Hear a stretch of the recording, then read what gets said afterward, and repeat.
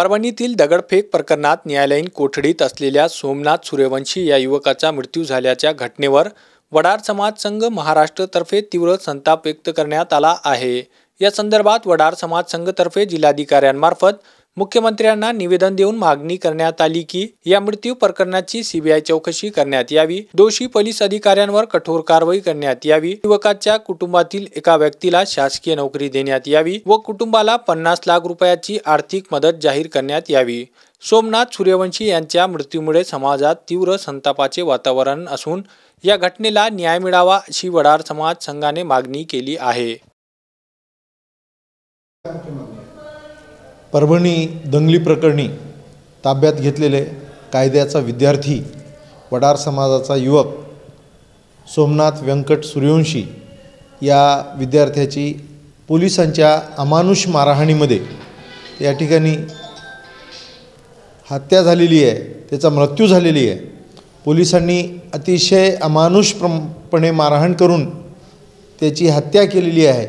या हत्येचा सीबीआय चौकशी करून दोषी पोलीस अधिकारी घोरबाण आणि पोलीस कर्मचारी या सर्वांना मनुष्यवधाचा गुन्हा दाखल करून त्यांना अटक करावी आणि याची सीबीआय चौकशी करावी म्हणून आज आम्ही मुख्यमंत्र्यांकडे निवेदन दिलेलं आहे। नांदेड जिल्हाधिकाऱ्यांच्या मार्फत हा विद्यार्थी हा कायद्याचा विद्यार्थी असून आणि तो त्या ठिकाणी PhD करतोय आणि त्या विद्यार्थ्याला एखाद्या तथाकथित आरोपीच्या मोबाईलच्या संपर्कावरून त्याला ताब्यात घेण्यात येते आणि त्याच्यावर एवढा मोठ्या प्रमाणात अत्याचार होतो, त्या मारहाणीमध्ये त्याचा मृत्यू होतो।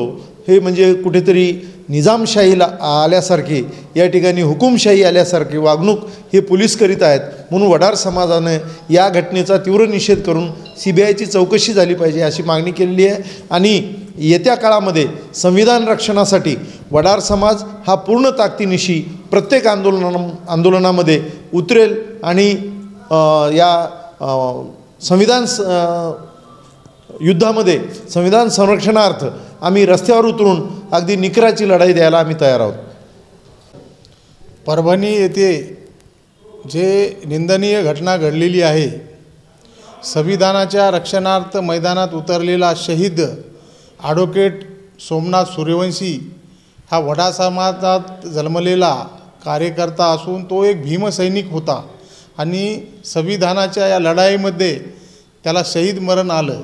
त्याच्यावर जो पोलिसांनी बेसुमार लाठीमार केला, त्याच्यावर अत्याचार केले, त्या अत्याचारातूनच त्याचा मृत्यू झालेला आहे आणि आम्ही सर्व भारतातील हे जे आज लोकशाही जगत आहे त्या संविधानामुळे जगत आहेत। आमची लढाई संविधानामुळे आहे।